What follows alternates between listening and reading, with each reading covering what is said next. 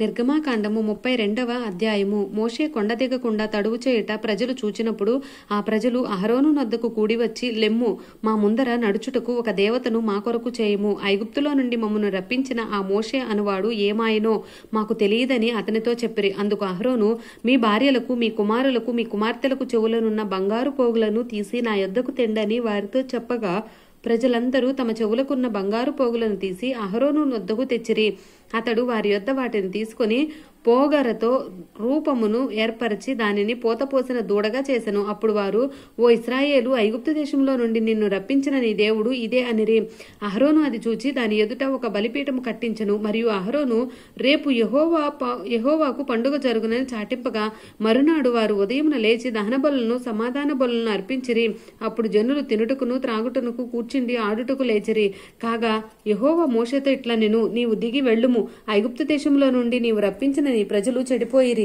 నేను వారికి నియమించిన త్రోవ నుండి త్వరగా తొలగిపోయి తమ కొరకు పోతపోసిన దూడను చేసుకుని దానికి సాగిలపడి బలి నర్పించి, ఓయి ఇశ్రాయేలు, ఐగుప్తు దేశము నుండి నిన్ను రప్పించిన నీ దేవుడు ఇదే అని చెప్పుకొనిరనెను. మరియు యెహోవా ఇట్లనెను, నేను ఈ ప్రజలను చూచియున్నాను. ఇదిగో, వారు లోబడనొల్లని ప్రజలు. కావున నీవు ఊరకుండుము, నా కోపం వారి మీద నుండును. నేను వారిని కాల్చివేసి నిన్ను గొప్ప జనముగా చేసేదనని మోషేతో చెప్పగా, మోషే తన దేవుడని యెహోవాను బ్రతిమాలుకొని, యెహోవా, నీవు మహాశక్తి వలన బహుబలము వలన ఐగుప్తు దేశంలో నుండి రప్పించిన నీ ప్రజల మీద నీ కోపం మండనేలా? ఆయన కొండల్లో వారిని చంపునట్లును భూమి మీద నుండి వారిని నశింపచేయనట్లును కీడు కొరకే వారిని తీసుకుని పోయినని ఐగుప్తులు ఏల చెప్పుకొనవలెను.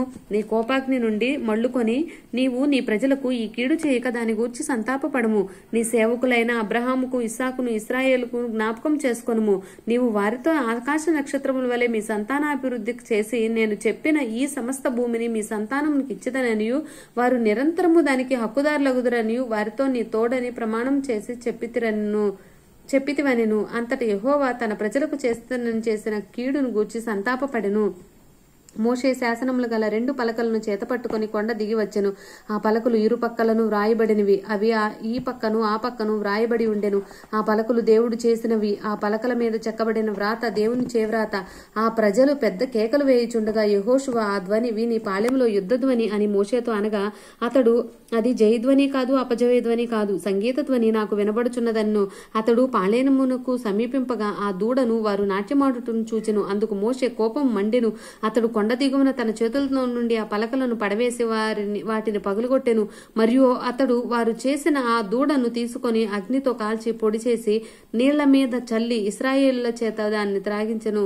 అప్పుడు మోషే, నీవు ఈ ప్రజల మీద ఈ గొప్ప పాపము రప్పించున్నట్లు వారు నిన్ను ఏమి చేసిరని అహరోనును అడగగా, అహరోను, నా ఏలినవాడా, నీ కోపం మండనీయకుము. ఈ ప్రజలు దుర్మార్గులను మాట నీ వెరుగుదువు.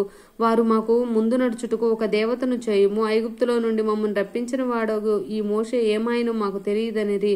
అందుకు నేను, ఎవరి యొద్ద బంగారం ఉన్నదో వారు దాన్ని ఊడదీసి తెండని చెప్పితిని.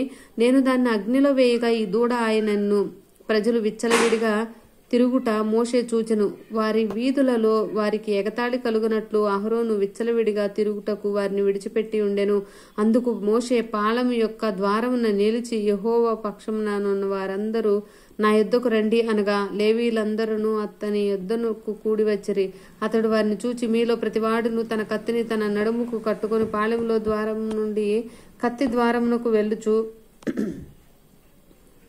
ప్రతివాడు తన సహోదరుని, ప్రతివాడు తన చెలికాన్ని, ప్రతివాడు తన పొరుగువాన్ని చంపవలనని ఇశ్రాయేలు దేవుడని యెహోవా సెలవిచ్చున్నాడనెను. లేవీలు మోషే మాట చొప్పున చేయగా ఆ దినమున ప్రజల్లో ఇంచుమించు 3000 మంది కూలిరి. ఏలయనగా మోషే వారిని చూచి, నేడు యెహోవా మిమ్మల్ని ఆశీర్వదించినట్లు మీలో ప్రతివాడు తన కుమారుని మీద పడియే గాని తన సహోదరుని మీద పడియే గాని యెహోవాకు మిమ్మల్ని మీరే ప్రతిష్ఠిత చేసుకొనుడన్ను.